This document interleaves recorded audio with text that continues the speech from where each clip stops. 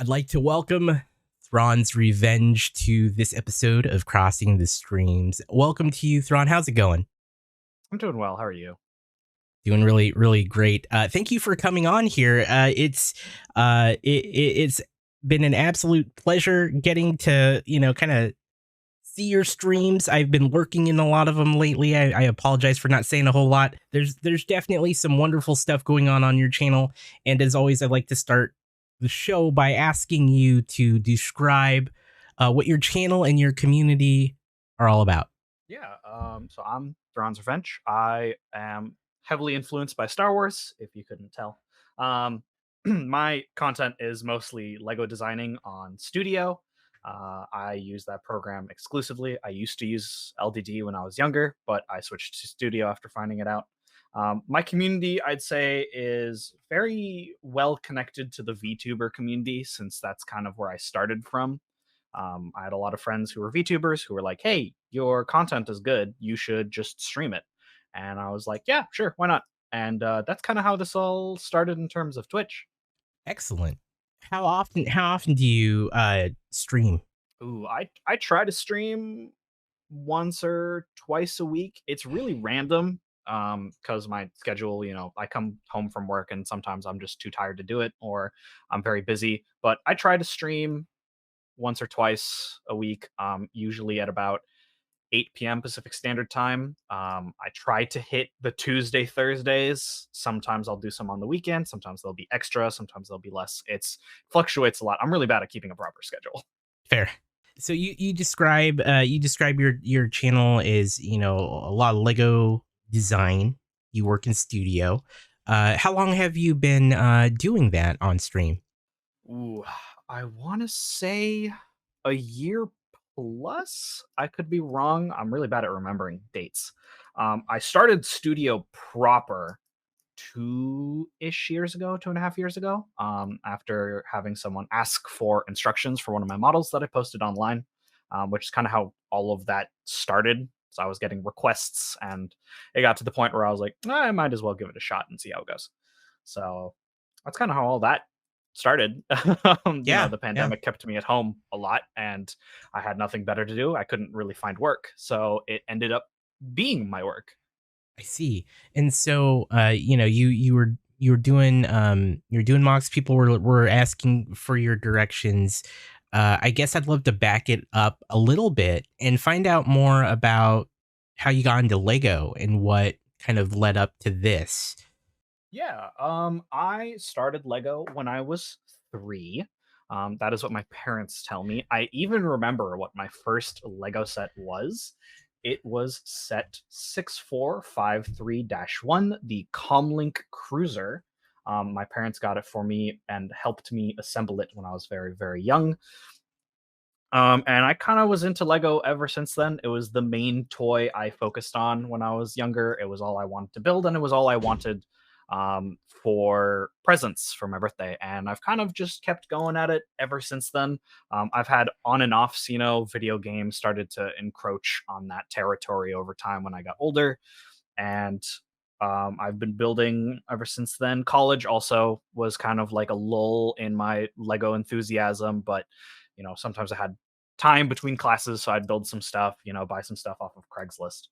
I'd say that would be like kind of like my Lego journey. The more like professional stuff that I've been doing, posting it online, making instructions and all that also started around the middle of the pandemic because I had, a lot of time on my hands. So I kind of just fully dove into that and have continued to do it ever since then.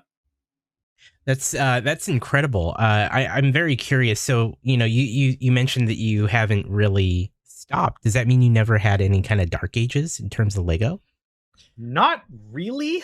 There were times that I like didn't buy sets, but I would always play with them or I would always tinker with them. I have Legos all over my desk usually, even when I'm like trying to clean, I'll find Legos as I go. So I'm a huge proponent of like table scrap builds. I'll just randomly play around with parts and just see what I can come up with a shape, and sometimes that'll become a build, sometimes that'll become a technique that I'll use later.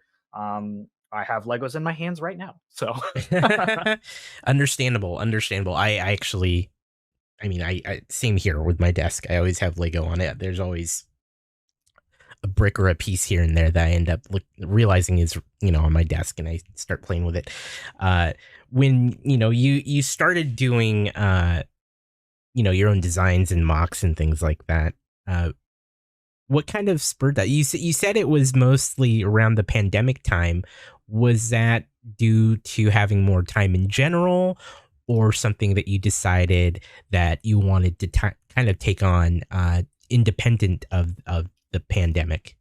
yeah, I mean, I've been making mocks for like a long time. As like a kid, I would build my own stuff, but like I was never at a point often that I was comfortable to share them. Hmm. Until the pandemic started. And again, I had a lot of free time. So I was like, I'll just post all of this on Reddit and see what people think. And a lot of people ended up really liking it. So I just kind of kept going and seeing like what else would they like that I have. I have models that I've built that I made in my sophomore year of high school. So they're 10 years Hmm. old, some of them, and I still keep them together because, it's part of my Lego history. So I have no reason to take it apart. That's really incredible. In terms of starting, to post those online, was Reddit kind of the main place you started posting, or were there other Yeah. places? Yeah, it Yeah. was it was mostly Reddit. It was mostly Reddit. I used to have a Flickr when I went to conventions. My first convention as a attendee instead of general was also my sophomore year of high school. I met a bunch of people there, and they were like, "Oh, everyone's on Flickr. Everyone's on Flickr." I got a Flickr. I used it for maybe 2 weeks and just never used it again. I didn't like its design, I would say. And then during the pandemic, it was mostly Reddit. And then over time, I started to have my friends being like, "Hey, if you want to take this more professionally and get it to a bigger audience, you should get an Instagram." I was really against it for a long time until my friend who has an Instagram account for his dog was like, Look at these numbers, look at what we're getting, just do it. You have nothing to lose." And Yeah. here I am now. Yeah. So so brief, ever so briefly Flickr, and then Reddit, and then some Instagram. How active are you in the Lego subreddit these days? I'm fairly active. I spend a lot more time in the Lego Star Wars subreddit. Yeah. I have some gripes personally with the Lego subreddit and how they function. But the Lego Star Wars subreddit tends to be a lot more welcoming and a lot more Hmm. open. And then I also spend in some much smaller subreddits. There is the Lego Star Wars custom community subreddit and the Lego Star Wars mock help community. I spend a lot of time there because a lot of people will post like work in progress pictures of stuff they're working on there, and I always love to help people with like designs, constructive criticism, trying to help them navigate the difficulties of designing. I'm actually somewhat familiar with some of these subreddits, but I haven't actually really been as active in them. For those that aren't really, involved with them, would you recommend that as a place to kind of get either inspiration or more info on mocks that people make in that realm, or would you recommend Yeah, any other? absolutely. I would also recommend like getting in Discord servers for sure. I am in the Digilug Discord server, which is the digital Lego user group, where Mhm. everyone's either using Mecha Bricks or Studio, and we all post our models there, discuss different techniques, discuss the issues of digital building versus real building. I'm also in the Brick Labs Discord, a fantastic Discord if you're into Star Wars or a lot of like professional mock making. There's some fantastic users there, some who you've probably heard of before on YouTube. Like I Mhm. know Solid Brick Studios is there, Rich Boy J is there, First Order Lego is there, Dave's Customs is there. A lot of great I think Discord actually, if you want like immediate responses, Discord is Mhm. the best place to get some help with mock creation for sure. All good resources, it sounds like. Now, when you first started working to stream on Twitch, how did that come about? Me getting into Twitch mostly happened from my VTuber friends. I made a lot of VTuber friends. I got into Twitch because of a specific Twitch streamer who I would watch his YouTube content. Mhm. And after a while, during the pandemic, right, I had all this time. Mhm. I switched over to starting to watch him on Twitch, and I really enjoyed that. And then I remembered, oh, there's a bunch of other YouTubers I know who also have Twitches. And so I Mhm. started watching them, and they would raid other people, and I got introduced to the VTuber community, specifically the Singaporean VTuber community. So I'm some friends from there, and I'd hang out in their Discords often. I am one of their moderators. Um, and so we'd, hang out, and I'd post my models, and they were like, hey, just do it. And it was a rough start for sure. It was very scuffed. It still is scuffed, but a little less scuffed. Mm. So I kind of, it's hard for me when designing to also focus on the chat, because it's like I'm really focused on my work and I want to work on my work, but I also think about, oh, I need to talk to these people who are watching me work and giving either suggestions or recommendations or just general discussions. So I feel like I've gotten a lot better at it now. I used to do a lot more gaming content back Mhm. then when I first started.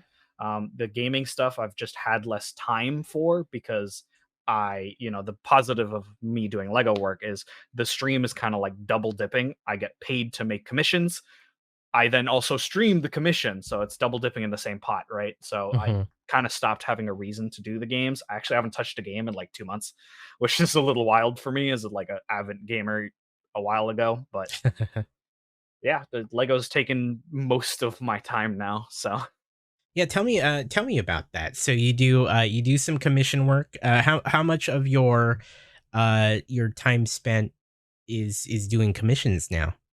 ooh, in terms of the Lego stuff, I'd say it's like a good 75% is commission work. I have one person who was the first person who ever reached out to me, who was the one I on Reddit. He was like, "Hey, I love your work. I'd like to commission you for models." He has been my main person who commissions models for me. Mhm. So usually he gets primary go. So if he says, "Hey, I'd like this," he gets first pick. Um, and it's a lot of fun. I absolutely love it. It's super easy to like just, they send me the information they would like here's the stats, here's the lore information, here's what I would like it to do. And then I get back to them with like, here's roughly how long it could take, here's roughly how long it could cost. I don't know exactly, because every model is different. The complexity will greatly change the price, and I'm willing to fluctuate how much I charge them as well.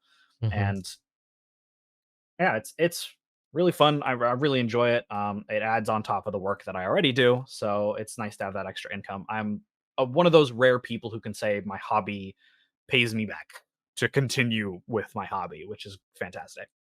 That's really cool to hear, that you're able to turn, what you really enjoy doing into something, gives back. And it sounds like the commission side of it has been very fruitful for you in terms of being able to do this sort of thing. When when you started doing commissions, what kind of led you to that? You said the same person who's kind of your main one of your main people that you do commissions for was also the first one Yeah, to reach out to you. How'd that come about? it was on Reddit actually. I posted one of my models on Reddit and Uh-huh. got a good amount of traction. And they reached out and was like, "Hey, do you have instructions for that?" I'm like, "I've never made instructions for most of these models, so I don't." And they were like, "How much would it cost for me to have you make that as instructions?" And I gave them a rough ballpark that I felt was too expensive, and they were like, "Yeah, sure, let's go for it. I'm willing to pay for that."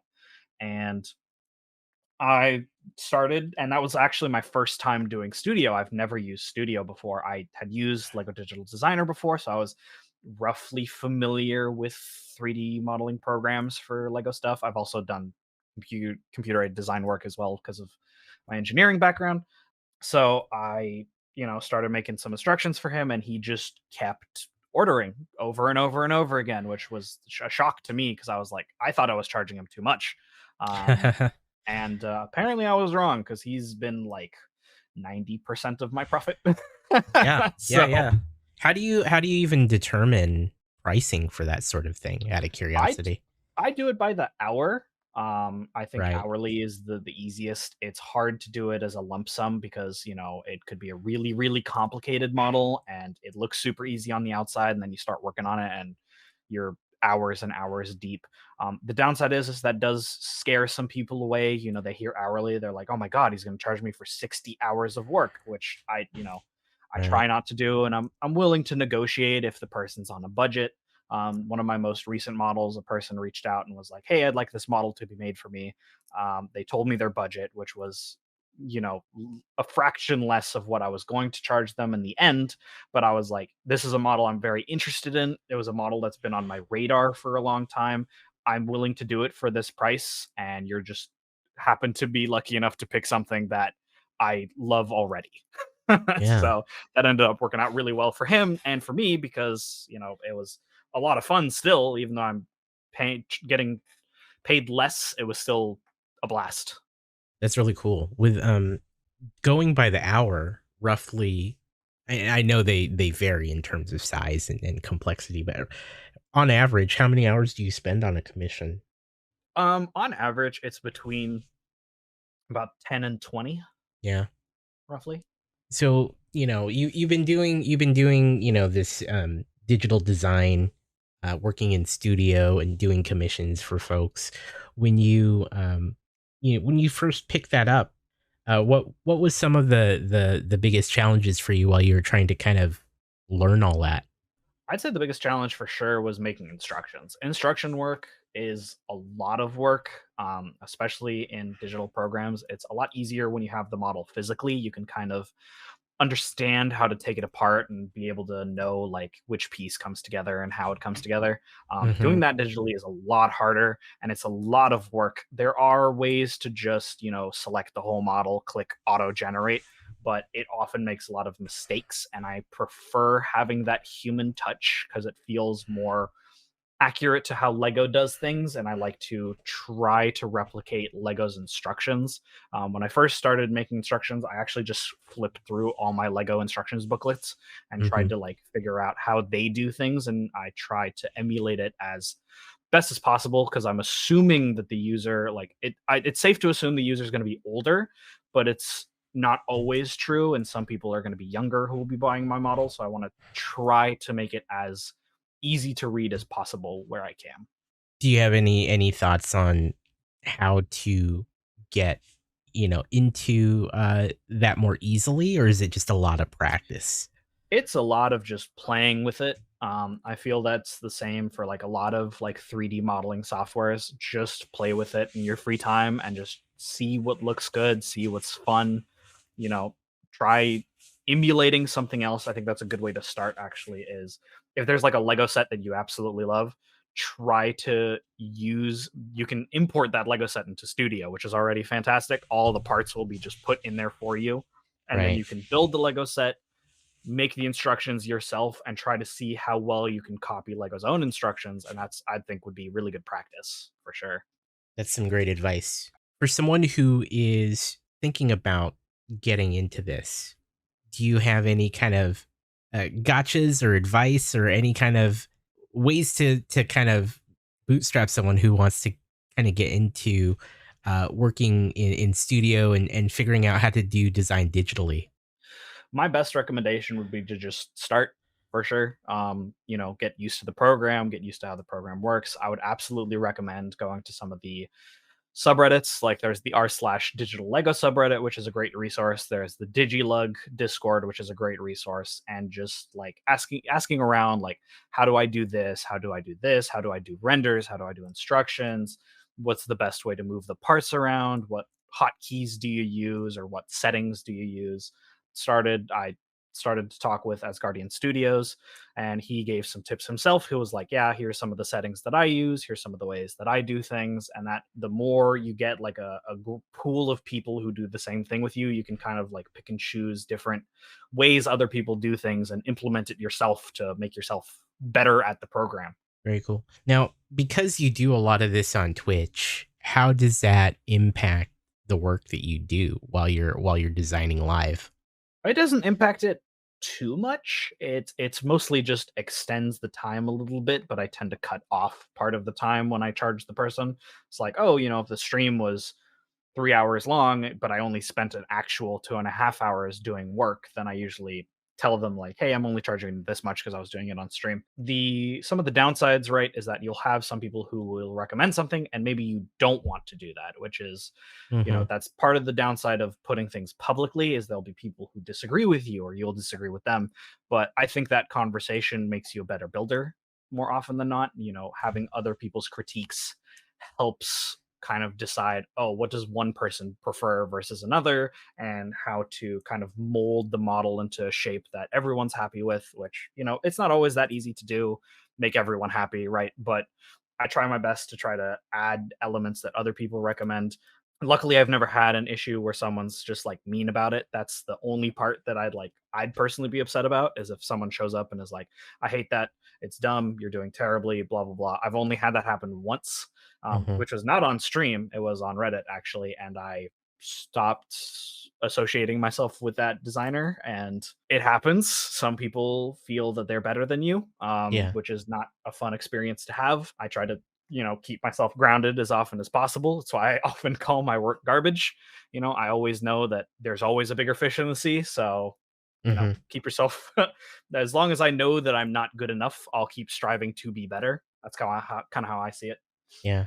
In terms of taking feedback from others who are looking at your work, especially during a Twitch stream, has that at all affected the outcome of some of your work?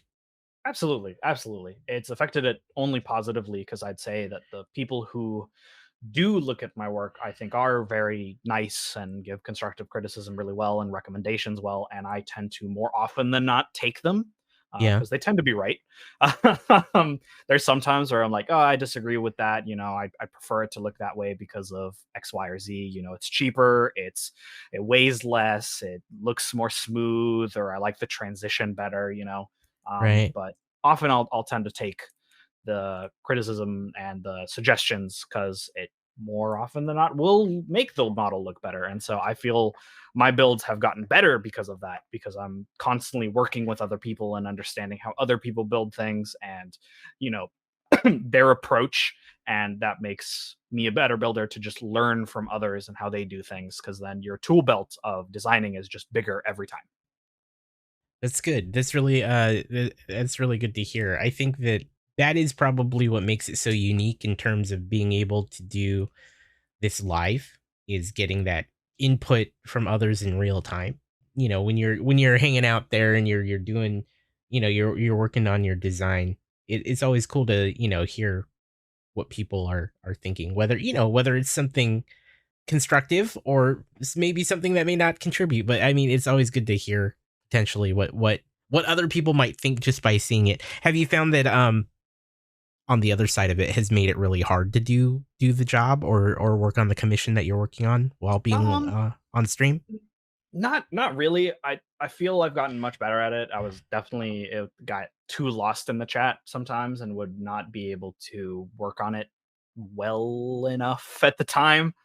But I think I've gotten a lot better at it, where like I can talk to the chat and design at the same time, because I'll try to set up my screens properly to be able to get it to flow well when I'm working. Hmm. So it's much better now, and it's super nice to have the couple of other mock builders that I have in my streams have those recommendations a lot. I'll see their suggestions as I'm building. It might be a little delayed.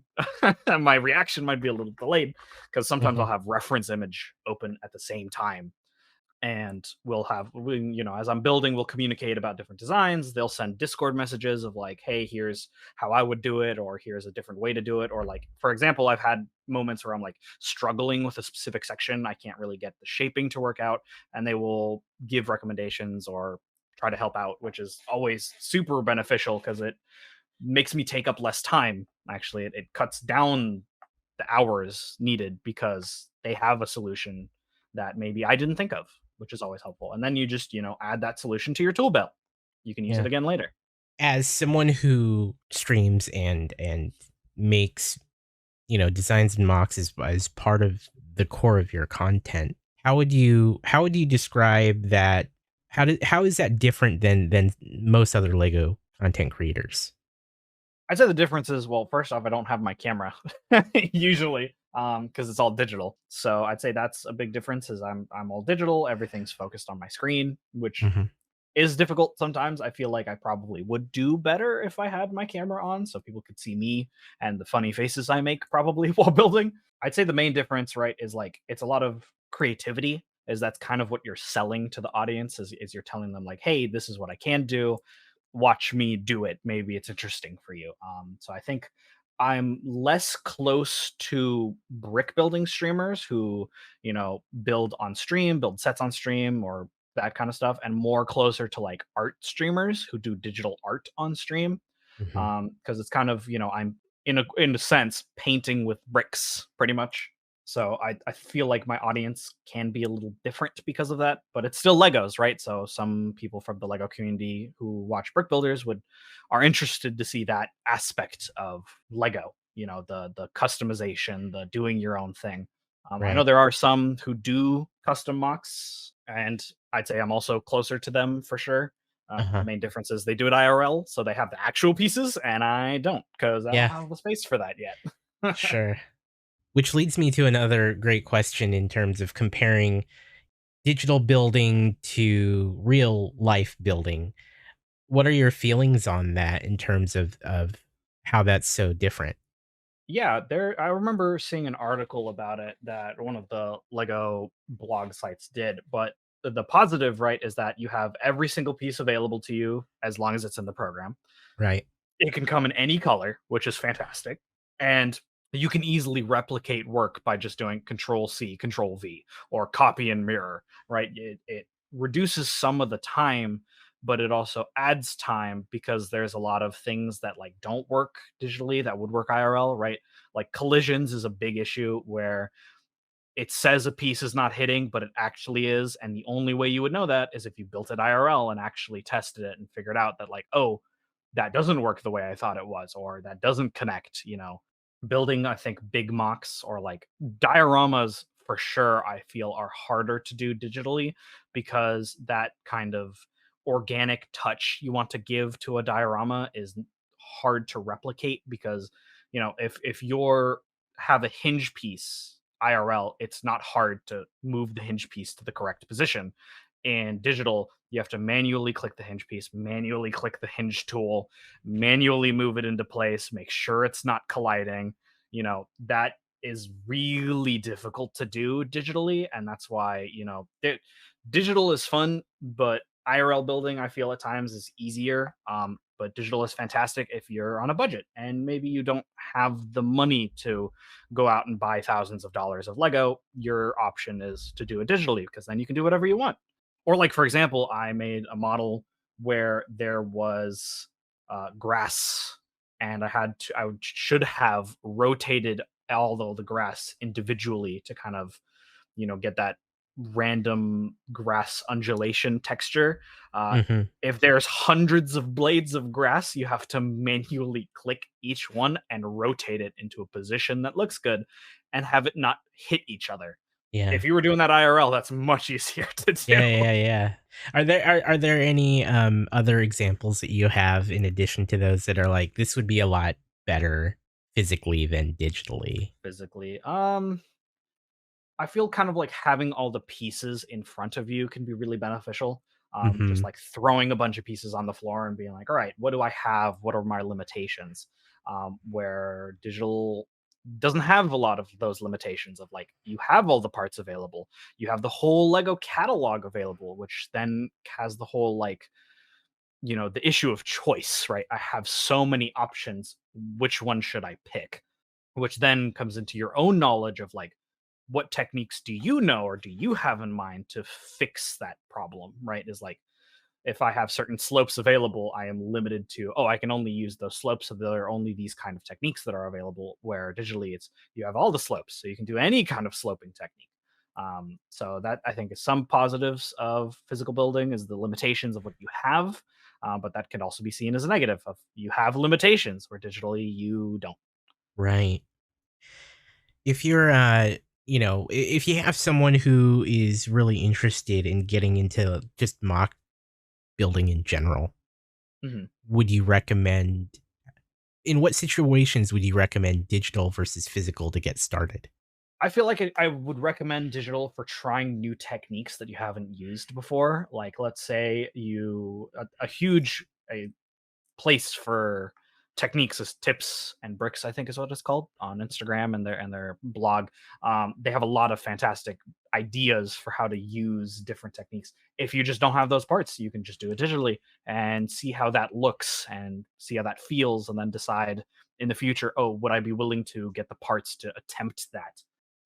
So I think like stuff like that, right? It's like I don't Right. have the parts. I don't want to buy the parts. I want to Yeah. know how this looks or how this works.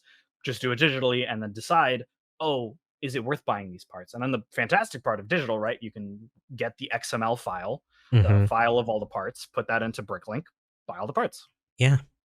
As someone who is, an active mock builder designer, does digital, does studio, what sets Thrawn's Revenge apart from other mock builders or other digital designers, whether they be on Twitch or on YouTube? What makes your channel and content special? I'd say the thing that differentiates me is that, well, first off, I do mostly Star Wars. Most of my commissions are Star Wars. Most of what I love to build is Star Wars. So you'll see a lot of Star Wars content, which, Hmm. kind of the one trick pony kind of thing. But I love Star Wars, so I'm going to keep doing it, whether people watch it or not. I think the other thing is that I like to do the super obscure. I don't like to do models that I feel someone else has already done because they've probably done it better. Um, Hmm. a lot of what I like to do for mocks is I'll look around and see, has anyone attempted this before? And if they have attempted it, do I feel I could do better? Because I don't want to go right. Like, let's say, for example, someone was like, hey, could you make an ATST? There are hundreds of ATSTs to choose from, a lot of which I would consider better than what I could come up with. So I don't want to go into that space of like little fish in a huge ocean. I'd prefer to be the big fish in a small pond, Yeah. which is kind of how I look at my mock making. So I'll always prefer to choose something that shows up in a comic once, something that is referenced in a book three times, something that has a rough sketch and that's all there is. I feel that is much more exciting because it brings to light the obscure, the unknown, and that to me is more fun to like tell people like, "Hey, you've never heard of this. Here it is. It's in Lego form. If you want it, you can go buy it." And now you're aware of its existence. That's very cool. I like that approach because then I think as someone who, I personally don't do a lot of mocking or designing in general, but I would imagine, like you said, if there's been like particular things that people have done several times over, I almost feel like that makes the experience of, yeah, especially like if you enjoy the experience of making it from scratch, that can almost deter you because this has been visited several times before. Is there a given, mock or design that you're particularly proud of that you've come up with that isn't really of something widely known? I'd say I'm very proud of my all-terrain anti-air model. I'd say that one's a lot of fun. It took a lot of time to build. It's 4,400 parts, which is massive. I think it weighs about like 10 pounds. I have ordered all the parts from Evitz. It should be arriving within the next couple of weeks. And then when that arrives, I'm going to build it IRL, which will be a blast. But I'm super proud of that one because I made it, it looks almost perfect to the video game it comes from. And Yeah. I couldn't be happier with that outcome. And then my most recent one, the Star Viper, which is a pirate starfighter, also super happy with how that turned out. That was the one that I, charged the person less. I put my whole heart and soul into that one because I wanted it to be perfect or as perfect as I could get it. Other people have done it. One of the benefits of having models that people have done is you can take inspiration from other people of like, oh, that's how they did that part. That's how they did that part. Maybe I can take bits and pieces from that. But I don't always try to do that. I sometimes try to figure things out on my own. But I'd say those two for sure are ones that I'm really, really proud of. For sure. I'm proud of a lot of my mocks. A lot of my older mocks, I'm less proud of. I look back and I'm like, man, I would just redesign this completely. I'd redo this. I'd redo that. I'd redo that. And sometimes I do that and go back and redesign things as needed, or someone will redesign it for me, and I will ask them like, "Hey, is it okay if I can use this? Is it okay if I sell this?" Those kind of questions, and go about that. Or redesign other people's mocks. That's also really fun. Is like Mhm. put my own twist on someone else's work. I think is also super fun as long as I get permission. Of course, I always ask permission. Echo Bricks in chat asks, when designing, do you make a decision not to use really expensive pieces, colors in case you want to build it in real life? Yes, I do that all the time. Especially when you're making a commission model, you have to keep in mind that at some point, some person is going to want to build this, and that is a conscious decision you have to have of, is the piece necessary? Like, does the shape and design and structure get ruined if I switch this piece out for a different one? And then at that point, you have to just take the hit and know, like, hey, that piece is like $7. I can't replace it. There's nothing I can do about it. And then other times it's like, the interior of the model can change drastically compared to the exterior, right? If let's say the model is, for example, me and Luke Skydragon just finished the Yuzian Vong Coral Skipper. That Hmm. model is purple. Purple is a very, very expensive color. Most of those Yeah. scents are 40 cents a piece, but that means the inside should be the least expensive. So you can make it black, blue, red, green, doesn't matter because you don't see it when you build, or you don't see it when it's done. So you always make sure that the internals are multicolored, rainbow colored, just like how Lego does it, because it makes the instructions easier to read. It makes it more fun because it's colorful, and then it makes it cheaper because if let's say a blue piece is like a cent and a purple piece is 40 cents, you save 39 cents. You do that through the whole model, you'll get a good chunk of the price out of the model. So that is something you have to be aware of. Sometimes, again, you don't have an option. It's the only piece, or it's the only color, or it's super obscure. I try to sometimes do part substitutions if it's really bad, like, oh, that piece is $20. Here's an alternate version to make it cheaper. But Hmm. that's not, always possible. But I try my best to have that as an option in my instructions. I would imagine definitely when you do these commissions that there is often that question or weighing of, is this better? Is this better for the model? Right? Will this make it drive the cost of it up more? And is that worth it? Right? Is that Yeah. often a thing? Yeah, absolutely. I often try to consider that into my model making as well. And then of course, if it's a model that other people have done before, right? I find it also important, like, well, I'll look into theirs and see like how much is theirs cost? How many pieces is it? Is it something I could easily buy? And if not, do I feel I could do that better? Could I make it cheaper? Could I make it more pieces? Could I make it less pieces? That kind of stuff I keep in mind often to try to make sure to have it more interesting. Because if I'm going into a space that other people have models, I want to make mine different or stand out comparative, right? Mhm. That's something that I don't think a lot of people really realize or think about. Thank you for that insight. When it comes to models, because earlier you mentioned that you worked on something with another person. How often do you collaborate in general when it comes to this sort of thing?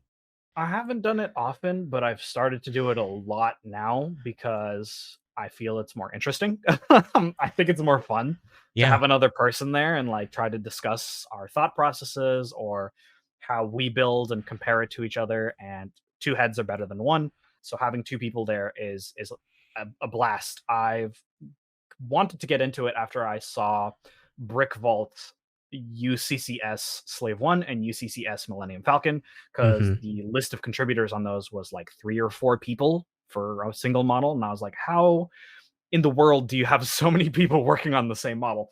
Yeah. And luckily, some of those people are in the Brick Labs Discord. And so I reached out to them and was like, hey, how did this work? How did you go about this? What was the process for this? And they talked to me a little bit about that process. And I was like, you know what? I want to do this too.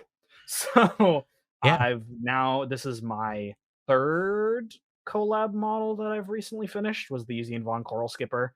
Another collab model I'm working with as Guardian Studios is E.C. Henry's rendition of the Porsche Pegasus. We are getting really close to finishing that one. It is a massive model at like 3,500 parts. Another model I did was with Scruffy Brick Herder, who makes a lot of uglies on Twitch. They're the starfighters that are kind of cobbled together by pirates. You know, Tie Fighter Yeah. lands, X-wing lands. You take the parts of both and throw them together, and you got a spaceship. So we did a collab model as well, and so I'm trying to get more and more into working with other people because it's good for my content, it's good for their content. It makes it more fun when there's another person on my stream if I'm able to do that. Having two people kind of discuss live the building process, I think, is really interesting for the viewers for sure. And it gets more chat activity, right? I'm talking, the other person's talking, we're all discussing, chatting about Star Wars related media, the build we're doing, or Lego in general. How common is that in the design and digital design world to collaborate on projects Um, like that? I feel it's fairly common. I've definitely seen a good amount of it where people will collab with either other digital modelers or other mock makers generally, or maybe I've seen on Instagram they jousts where people will like it was a really interesting concept that I saw from two Instagram users. I don't remember their names because if tried to find them, it would take too long. But they Mhm. were like used a specific piece. It's like, oh, we're both going to use this piece, and each day we'll make a different model using that piece as like the base, and they'll go back and forth between each other for like 7 days, where they'll just Wow. like build different things, and it's so interesting to see like, oh, the one that I'm thinking of, they used Hulk's hand, which is a super weird piece to use Yeah. to base a model off of, but they made some really unique designs that I just never would have thought of. And that kind of like collaboration I think is really cool. Making models together is really cool.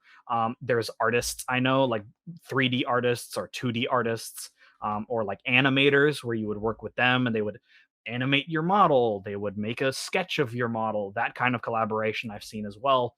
And it's just interesting to kind of, mix different mediums together with Lego, I think is really neat. Yeah. I know one builder who's like a mech builder. He has a company that traces his models when he takes a picture and they make it into like a 2D anime sticker, which is super cool. Or another Yeah. one that does like tiny little they're three stud builds. Like the people are three studs, and so all the builds are based off of that like measurement. And they'll animate scenes for them using their builds, and that's super cool. I've been actually looking for people to make animations of my models because I want Oh, to do yeah. that. I have no animation skills. That's Oh that's really cool. I didn't even know that that was as common as you're describing. That's really awesome. yeah. Uh, when you talk about this, it's really cool to hear. Are there any particular other designers or animators or anyone, in this circle that you would love to just collaborate with?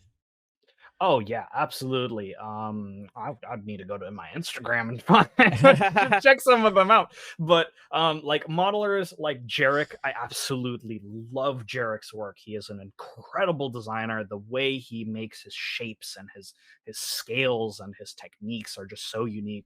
The same with Inherit Lego. He's fantastic. He's made some models for either New Element or for Tips and Bricks. I think he's done some for both. They're both fantastic builders. There's a lot of builders in the Brick Labs Discord that I would absolutely love to do models with, and there have been discussions before about like, oh, we could do that model together, oh, we could do that model together, and it's kind of more of an up in the air conversation, kind of where we're like, I'm giving suggestions to people like, what if we did this? What if we did this? And trying to see who's interested in doing it. Or like I've done some work with Hamish, who did some work on the Brick Vault's UCCS gunship. He's Mhm. made not gunship, Millennium Falcon. He's made stickers for me for some of my models, where when you buy the model on Rebrickable, it will come with a UCS sticker that you could put on a plaque to make it look like a UCS model, which is super cool. And I'm incredibly grateful that he was willing to even take any time to do that, which is kind of why like I feel the mock community making thing, the whole mock building community is very willing to help you all the time. Yeah. And so I always feel like I have to give back to that when someone's like, "Oh, I can't figure this out." I'll easily spend, a couple of hours on studio and try to make something and be like, "Hey, what about this as an option?" Or like, you could use this piece or that piece, or maybe try this or that color or that texture. it's all about supporting each other for better growth, to Right. become a better builder. From speaking to other mock builders in general, I feel like there's that same, I think, dedication and support across that community, just helping each other, or like you said, maybe you'll spend some time in studio coming up with a solution, which is very cool to see that, there's that willingness to help each other out. So we talked a little bit about, who you'd like to collaborate with in terms of designing something together. Is there anyone on Twitch in the Lego community that you actually would also like to collaborate or do some kind of crossover with, whatever that Ooh. might look like? Honestly, anyone, to be honest. For me, the collab is less, like, yeah, it's nice to work with someone who's bigger than you to get like that extra oomph for your viewership or your content, but also working with small people is also super fun because then you bring them up too. I would work with anyone if they're interested, honestly.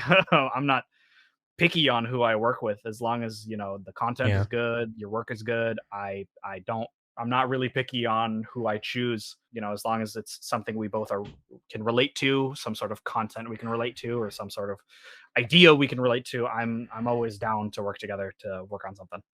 Is there anyone on Twitch specifically that inspires you in terms of like Ooh, building or designing?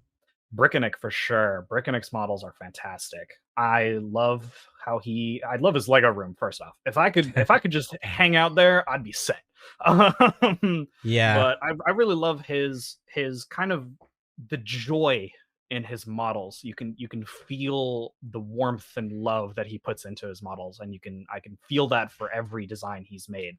And Mhm. it has this, like, this warmth, this feeling that makes it's comfortable, right? His models feel comfortable. And he would absolutely be a model worker that I would love to work with if he'd ever be willing to. I've also talked to him about wanting to interview him about the whole Lego Masters stuff, because I've interviewed one person from Lego Masters, so it'd be cool to interview him as well about, his experience and all that, and what it was like to build with the TV on, that kind of stuff. Yeah. Set to build would be another one. I'd be willing to work with Set to Build and Cranky Bricks for sure. Brickanista, we possibly might do something there. We're not sure. We're still figuring all that out. So that's a possibility as well.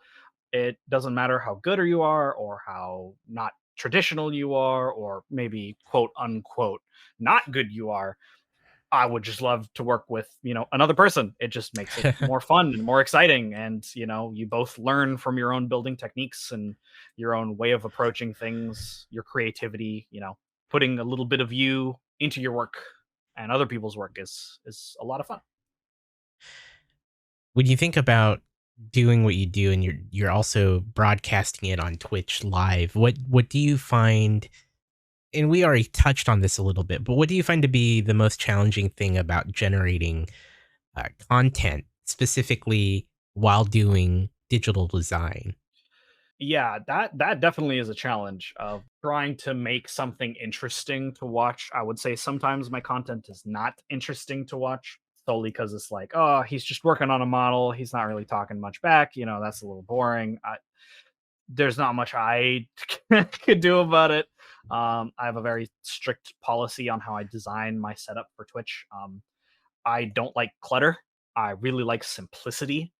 So, a lot of people will have the kind of interactivity in their Twitch, and it's not a bad thing, but I want the sole focus to be what I am doing and not something else as a distraction. Hmm.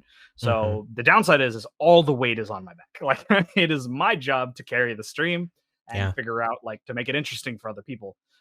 Which is, it has pressures in it, and it means that sometimes my content might not be for a certain person, but that's okay. I'd prefer it to be that way. Or sometimes I have nothing to build. That's the worst, is when I have no ideas, I can't think of something, and then that's usually where I'll either play games, or maybe I'm too tired to do a proper stream and I'll play games instead. But some of my ideas usually for that, like the alternate options, is sometimes I'll build not Star Wars stuff, something different or something that I just am inspired by. I have like a list of things that I want to get to, but just haven't, because I've been busy with commission builds, or I just want to build something that I normally don't build. Like in one of them that I have in mind is there's an artist that I'm a huge fan of their music, Geoxor, and they have an artist who makes art for each one of their songs as like an anime girl, like a cute anime girl. And one of them that was recently released had a really cool concept for their character, and I was like, ooh, that would be fun to build in Lego and Hmm. tag both of them and be like, hey, I made your character and used your song in this Lego post, you know. Yeah, yeah, yeah. It's also where I tend to kind of lean on brickheads sometimes of like I can't think of something, or I don't want to work on my normal work right now, or I don't feel like doing commission work right now. All brickheads tend to be a good option for me, where I'm like, I'm gonna build a brickheads of a streamer, I'm gonna build a brickheads of a content creator, a brickheads of a artist I like, or a brickheads of a character I like. That usually tends to be like a good fallback for sure. Of like, oh, I don't know what to do, or I don't want to do this. I want to do something different. So I got options, which is nice. When it comes to, sometimes you don't feel like maybe working on a commission, or like you said, maybe you just don't feel like doing the same thing you usually do. What keeps you motivated to keep even doing like streaming or Twitch content? Usually just breaks. That's sometimes why my schedule is a little everywhere. Sometimes I don't feel like it, Hmm. and so I'll go do something else, or maybe I'll design off stream. Yesterday I didn't feel like streaming. I came home. It was Friday. I was like, I'm not really feeling it today, so I just didn't stream me designing that day. Yeah. And sometimes I'll do that. But the other thing is that the motivation partially is like, oh, I'm designing anyways. I should just stream it. So Hmm. that's kind of the motivation, right? Sometimes the tiredness will be stronger than that, and thus I'll just not stream. But more often than not, it's like, oh, if I'm designing, I might as well stream. Dip in the pot twice, right? The motivation is just like also partially, I love Legos. I don't think that's going to be going away anytime soon. So because I've done it for so long, I love it. It's a lot of fun. It's a fantastic creative outlet for me. I'm always down to just go back to making something, designing something, or like sometimes, I'll like wake up at night and be like, oh, I just thought of a great technique idea, and test it out on studio and then get back to it later on stream and be like, hey, I made this off stream. Take a look at what I thought up, or like I worked on this off stream and stuff like that. If you weren't primarily focused on Star Wars, right? Would Mhm. there be another? Would there be another focus or theme that you would be really all about designing within? Probably video games, like a Yeah. lot of video game themed stuff. I've done some video game stuff. I did a single Destiny build because someone asked for it, and I needed a break in between Star Wars models that were two different shades of gray. So I wanted to throw some color in there, and so I did a Destiny model. I made a Destiny Briggs, which was blue, white, gray, and light blue. So that's a more interesting set of colors. So stuff like that would definitely help. So video games for sure. Video games are like art. I'm very heavily influenced by other people's art. I love art, specifically any form of digital art or Hmm. 2D art or drawings and stuff like that. So I have done like, oh, I like that piece of art. I'm gonna replicate it in Lego because I think that'd be cool. Hmm. So I do have like examples of that on my Instagram, and sometimes I'll tag the artist, sometimes I won't tag the artist. Music as well. I'm very influenced by music.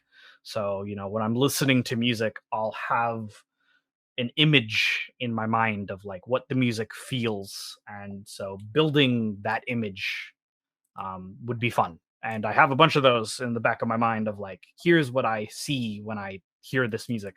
I just haven't had the time to work on it. That's all. Yeah, definitely.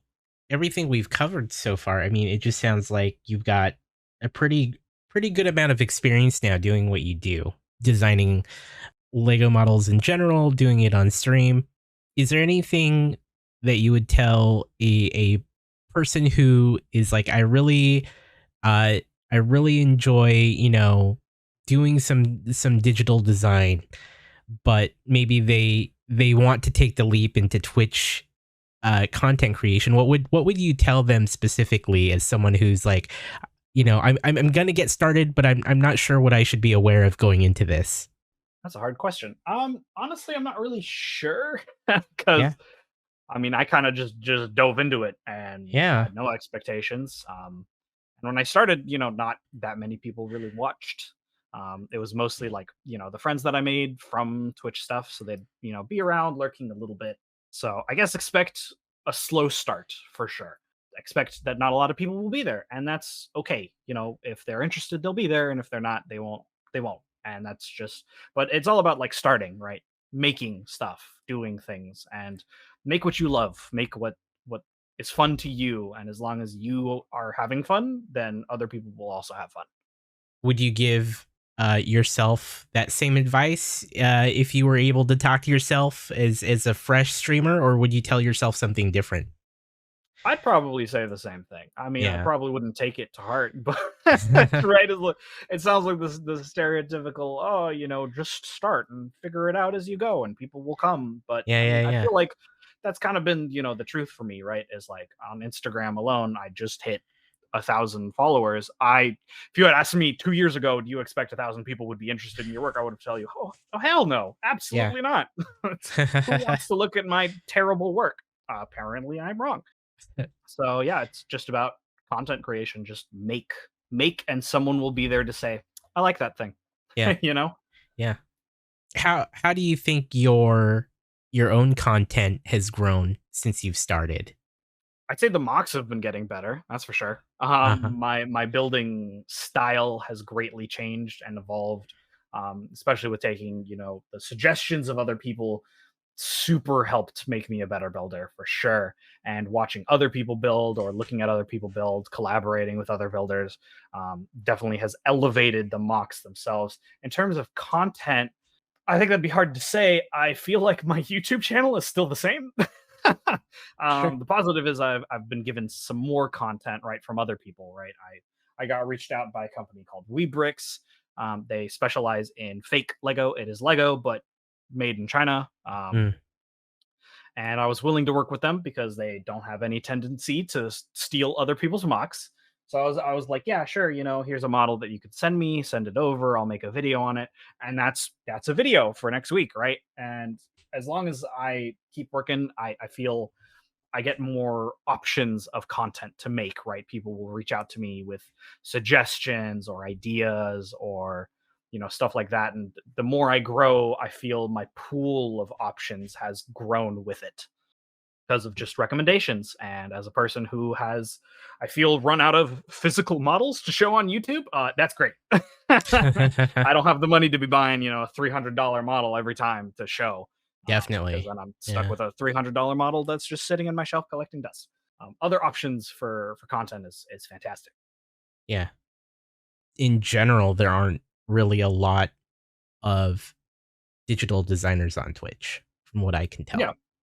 I'd agree with And that. that's definitely something that seems like an opportunity for people who already do it, whether they're doing it just on their own or they're doing it on YouTube or and recording the process. I feel like there's potential opportunity for people who are already excited and do that sort of work. I think it is. I think it is realistic solely because like if you're already doing it, you might as well stream it at the same time. I think the difference is like a person to person kind of situation of like how good are you at also multitasking, right? You have to multitask of like talk to the chat, discuss with the chat, keep the chat involved somehow, Yeah. which is not an easy thing to do if you're also working on something. But I mean, other artists seem to be able to do it, so I don't see why anyone else can't either. Practice makes perfect. I wasn't good at it at the beginning, and Yeah. I eventually learned to get better at it over time. I think the biggest issue is that it's a really niche market. Yeah. A lot of people like Legos, and so there is the Lego brick building community because they feel it's less about being there for the bricks and it's more about being there for the person who's making the bricks, right? Right. You're putting your own character into it. Where I feel the design part is less about your character and a lot more about what are you doing, how are you designing, how are you working, the more art side of things, right? Looking at Hmm. it as an art medium, which is not always that interesting for everyone, right? Like there's a ton of artists out there for sure. There's tons of people who draw, tons of people who paint, tons of people who sculpt and make and that kind of stuff. The amount of people who do that in terms of Lego, I think, is much smaller, so the demand is not super high. But you could, take a little bit from the art people who are like, oh, it's like model work, it's like sculpting with clay, but just different. Or taking from the brick building community of like, oh, it's like a set, but you have to design the set from the ground up and make it your own. I think it has the space to grow. Just more people need to be aware that there are mock builders who do their mock building IRL, and there are mock builders who do it digitally, and they want to show you their art live. You can see how did they make that live. Is really cool. It's really cool to see that process. Yeah. I do feel like there's a place for this, as is kind of evident in the greater Lego community. It's been slower to kind of take shape, but I believe that this is something that will certainly continue to grow. And I personally believe that there's a not just a place for it, but I think there's going to be over time. It may be slower, but I think we'll see more people interested in it for sure. Yeah, I definitely think so and hope so for sure. For sure. A lot of builders, from what I've seen, prefer to like kind of focus on the build. And usually you'll find out like, oh, how do you do that? How did you make it? How did you design it? You'll usually find out from just like contacting the builder, talking to the builder in person at a convention. Right. Has been a lot of my experience. But I think with the growth of online communities and the growth of streaming things and that kind of stuff, you're starting to slowly see more and more people more comfortable showing their process, showing how they do things, Hmm. kind of unveiling what's behind the curtain, how the sausage is made. Which hopefully, as the audience grows, so will the amount of people who are comfortable doing that. Yeah. Echo Bricks asks, do Lego ever use techniques that you've never seen before in their sets, or are they behind the mock builders in their designs? Yeah, Lego has definitely used techniques that I've never seen before. That's one of the benefits of constantly buying Lego sets is you'll learn just from watching Lego do things. And I think that's great. Is Lego themselves, I mean, they are the ones who make the bricks. They're a great source of inspiration of like how to tackle a problem or how to get a certain shape. I mean, like a one that comes to my thought, um when I made the Mandalorian brick head, the way they did the head was so different. I was like, I never would have expected that from them.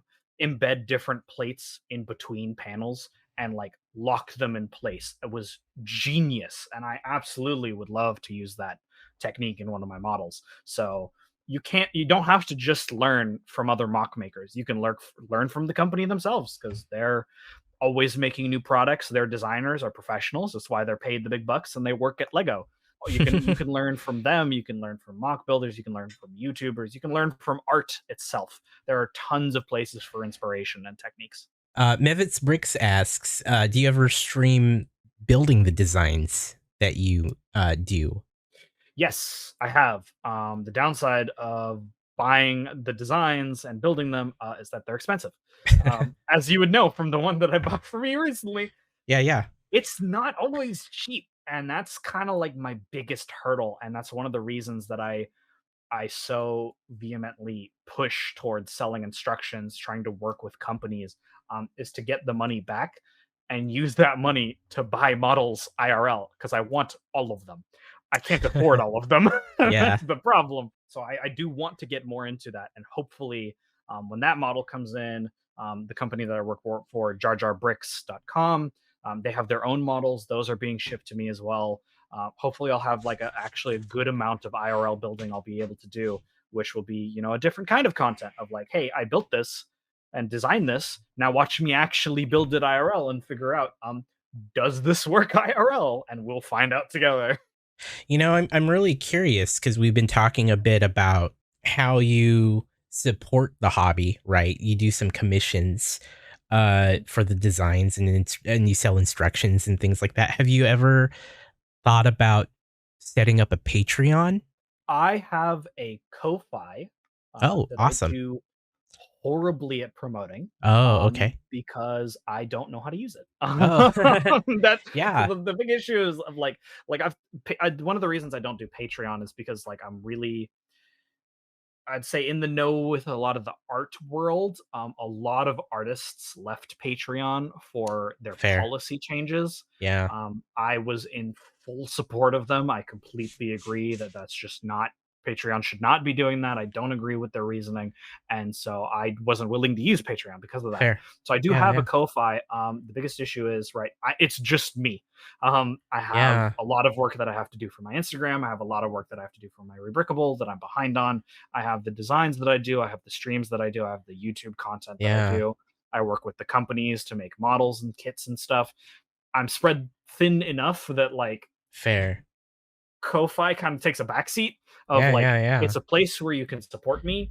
But the content on there, I don't know what to do with it. I've posted a yeah, couple of pictures on there of like work in progress kind of stuff, yeah, and I have like I'm part of a Discord where I post my content on there too, but I just don't know how to integrate that kind of like donation kind of idea yeah. That's fair. properly. I'm hoping that as I grow and my Twitch grows and my YouTube grows and my Instagram continues to grow, I can find a way to integrate that in a way that feels proper.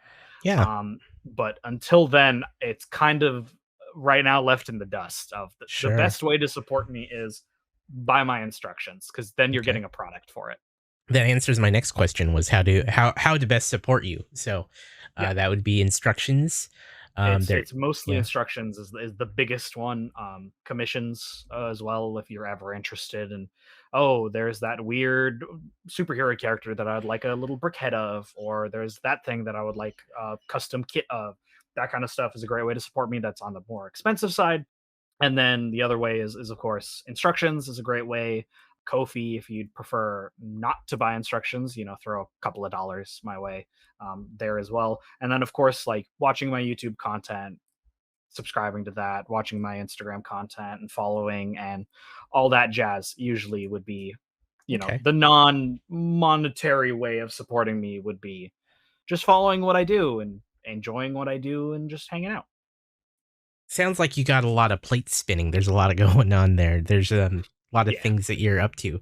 Is there what is next for Thrawn's Revenge in terms of things that you're working on and what to expect in terms of content or uh models or designs that you're making? Next, I got two commission models that I will be working on shortly. One is the V-Wing airspeeder, which is a very unusual shaped speeder fighter kind of deal.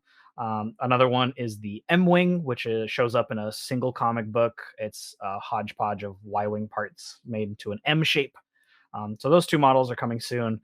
I finished the Yuzi and Vaughn Coral Skipper recently. I posted that on my Instagram today. That will be getting instructions soon. I hope to buy the Star Viper at some point now that that is fully done. I want to build it. I want it IRL, and then I'd be comfortable posting those instructions because I don't know if that model works, and I would love to find out if it works. Because if it doesn't work, I'm gonna have to figure out how to make it work. And in terms of like IRL stuff, I'm trying to go to my lug meetings more often. So I'm trying to show up to those. And then conventions, starting to become convention time.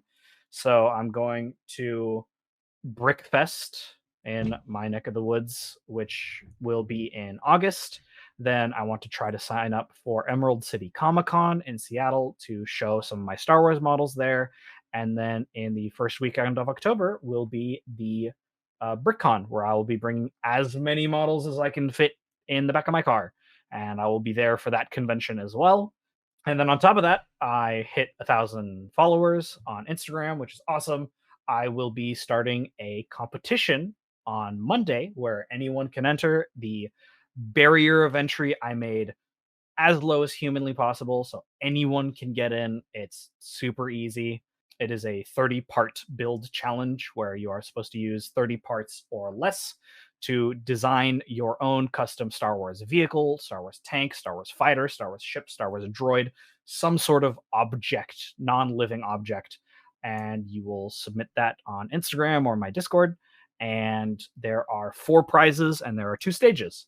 So it'll be a lot of fun to see the entries for that. And I'm going to make some really interesting content for that, which is why there's 2 stages.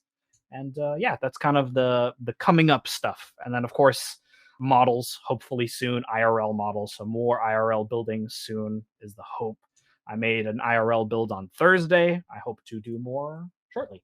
That's exciting. There's a ton of things going on, and it looks like, there's a lot to expect. And that contest sounds really awesome. How can they get in on that again? So I'll be posting it on my Instagram on Monday. I'll be posting it on my YouTube on Monday. The only requirements that I can think of right now, because I haven't fully fleshed out everything, it's kind of still a work in progress, is you have to be subscribed to the YouTube channel, and you have to post the model either on my Discord or on Instagram with the hashtag that I will be making. 30 parts or less. Colors don't matter. You can just write, oh, this should be this color, this should be that color. I'm trying to Sure. make it as open to everyone as possible so that even people who don't have a lot of Lego or who aren't incredible mock builders, they have a way to enter and they have a way to win just as much as anyone else. And then the voting will be left to the public. That's exciting. Sounds like there's a lot going on. And just really quick offhand, which what's the URL for your Instagram and YouTube channel? My Instagram URL is instagram.com/ThrawnsRevenge slash. Okay. And then my YouTube channel is also Thrawn's Revenge. The easiest way to get to my YouTube channel, since it is a little hard to find, is through my Instagram. I have a link tree there, and that has everything. So YouTube, Instagram, Twitch, the Discord, Rubricable, the stores that I work with, and my Ko-Fi. Great. Get in on that contest. Definitely a lot of cool things coming from Thrawn. I often ask this towards the end of the interview, but now that you've had a chance to sit through this experience that is crossing the streams, do you have anyone you'd like to see on the show? I would say I would love to see Asgardian Studios, of course. I work with him, and he is also a fantastic builder. He does the same content that I do, so that would be really cool to see. Um, that's currently the only one actually that comes to mind.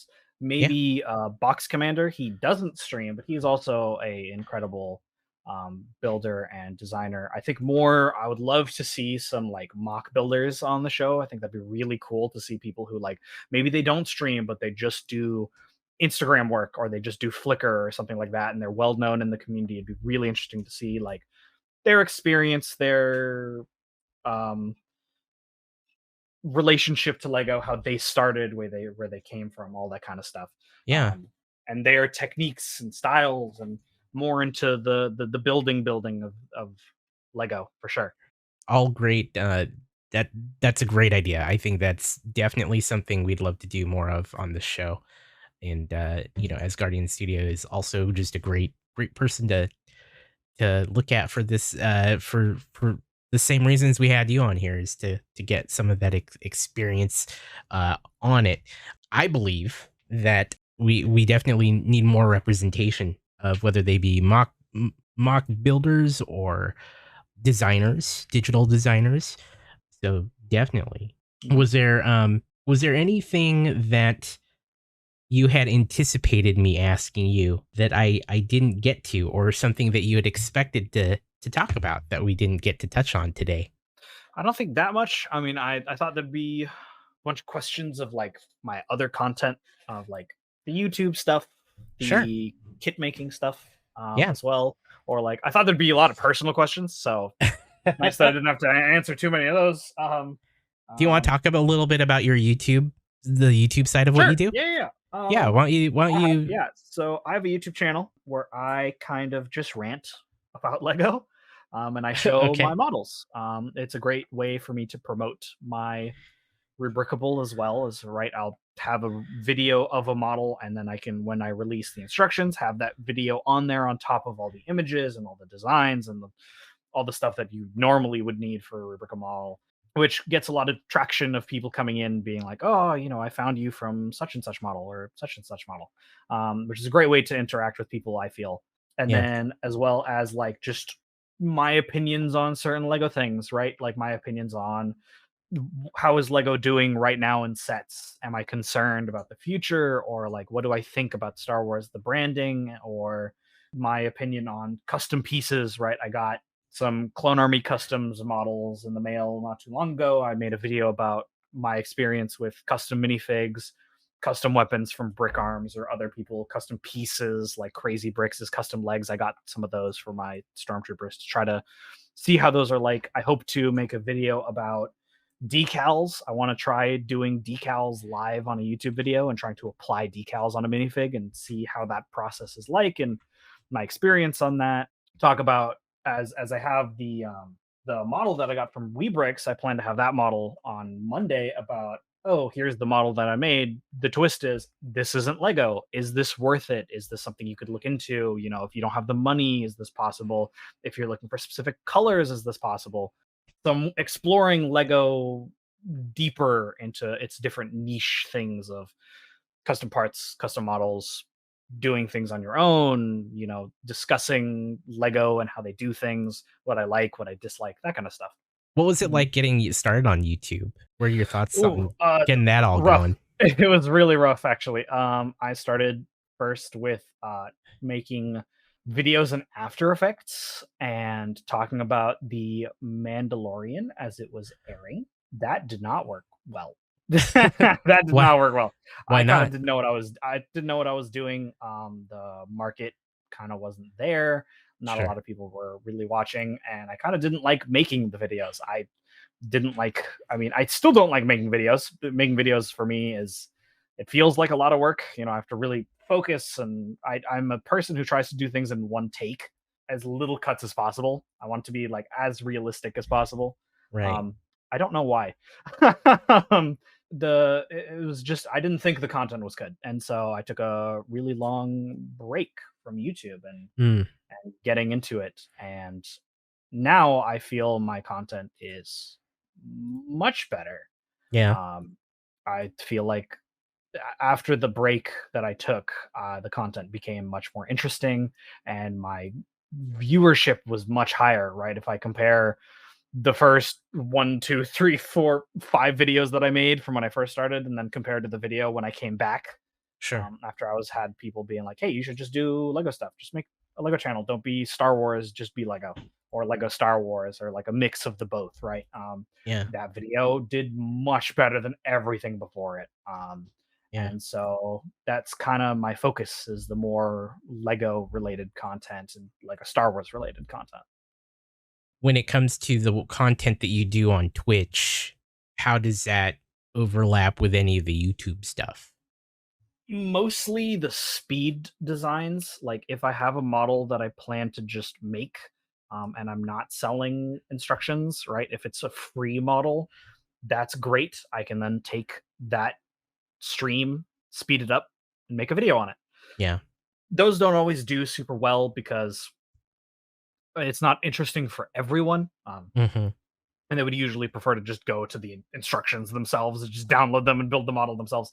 So that's like kind of the only real crossover, other than like at the end of videos being like, hey, I designed such and such model on my Twitch. Here's what it looks like. Here's the end result. Yeah. Take a look when you get a chance. The VODs are still up, that kind of stuff. So the integration isn't perfect. I feel it's a little hard to integrate them properly. Yeah, I'd say that's my kind of opinion on it. I've thought about doing builds on stream on Twitch, and then taking the Twitch build and speeding that up, but it's like I don't know how interesting that would be, and I don't do it very often. And then the YouTube videos themselves, because of the way they're shot and the way they're done, it would be hard to try to implement that into Twitch. The other way of like do the video but on Twitch, it'd be a challenge to try to figure that out as well. There's kind of like a soft line, I'd say, between the two, because they feel so different and they work so different. Right. But they connect a little bit here and there. Yeah, I'm always curious to figure out how to make those overlap, right? Yeah. Mostly out of a time like in interest of time, right? Like Absolutely. how could you make content that you intend to be a YouTube video, but also be done live while on Twitch? But you know, it's Yeah. certainly like you said, for perhaps the way you have it set up, it wouldn't really work out the way you would want. Uh, Yeah, I feel that the connection of YouTube and the connection of Twitch together is really, really difficult solely because the content needed for each is so different. And the ones that tend to do the best are ones that are able to kind of segment their Twitch streams into certain parts, right? Where it's like, oh, this is the main focus of today's stream, but here's like other stuff before and after that main chunk of content. And that main chunk of content gets turned into the highlight, right? I watch Pay Money Wubby, who is the biggest streamer that I watch, the only large streamer that I watch. And his content is very focused solely on him, but there's a bit every stream, right? It's like, oh, we're gonna make HelloFresh live on stream. Oh, we're gonna look at video game characters and try to figure out who they are from a for specific body part. I won't get into which one. That kind of content he's able to segment, and that makes the transition between the two really easy. So you watch the VOD if you want the whole experience, you watch the YouTube video if you want the cut down, shortened experience. I right. feel with Lego that's really, really difficult to do because doing a review would be challenging because you also have to focus on your Twitch stream, right? You have to focus on the people that are there. So you can't cut that up into a YouTube video without it feeling choppy. You could do the live building. That would be your best option, in my opinion, is like doing me building a set live on stream, taking that stream, speeding it up, and posting that on YouTube. But then why would you just not go to watch the Twitch stream instead or build the set yourself? I feel it's kind of conflicting interests when Hmm, it comes to YouTube and Twitch integration in specifically the Lego community. interesting. Interesting. I feel like there's potentially an opportunity there. Kind of depends on how you would want to actually present. Yeah, I Uh, think you definitely have to like chunk it and like figure out what specifically do I want to focus on the YouTube portion, sure. which is hard for Lego because where do you draw the line? Let's see. Bricks asks, have you thought about doing how-to videos on YouTube about studio? I have two of them currently. I haven't done that many because the interest about them hasn't been super high. Most of my high traction videos tend to be about actual models or fixing models. So, for example, like taking a Lego set and changing it to be lore accurate or making it more interesting. That kind of content seems to do the best. But I do have two YouTube videos about one is my crash course for Bricklink to how to use Studio by Bricklink, and then the other is a kind of like Lego techniques and then instruction making as well. If there is more interest in it, I would be more than happy to make a video of how to use Studio, how to use Studio's parts and pieces, how to design or how I design.